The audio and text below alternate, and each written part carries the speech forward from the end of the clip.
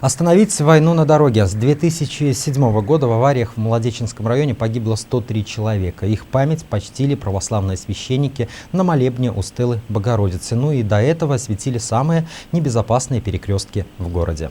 Во имя Отца, Сына и Святаго Духа. Аминь. Маладзечна не першы горад у Беларусі, дзе свянцалі скрыжаванні.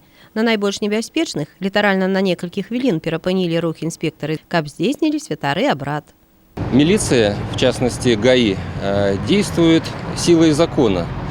С точки зрения религии, это сила больше Ветхого Завета, сила заповедей. Не нарушать закон, не искушать Бога.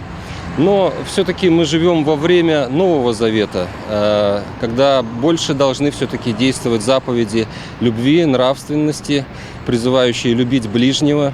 И поэтому мы хотим еще раз обратить внимание всех участников дорожного движения, что на дороге мы все друг другу являемся ближними.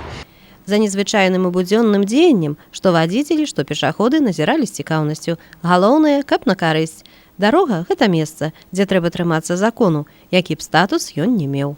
Помните о заповеди «Не убей, не навреди».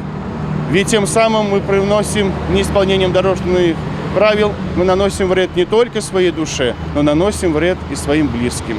Надеемся, что сие освящение перекрестков будет добрым напоминанием для всех нас с вами, чтобы в дальнейшем мы поступали согласно нашему законодательству, согласно нашей совести и согласно предписаниям закона Божия. Скрыжаванне вялікага гасцінца з вуліцамі касманаўтаў Гарадоцкай і Машэрава, а таксама Віленскай і Валынца цяпер акропленыя святой вадой і пад аховай праваслаўнай малітвы.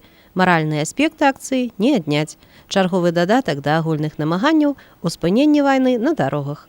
Алла Маркелова, Сергей Верас, Владимир Стиш, МК.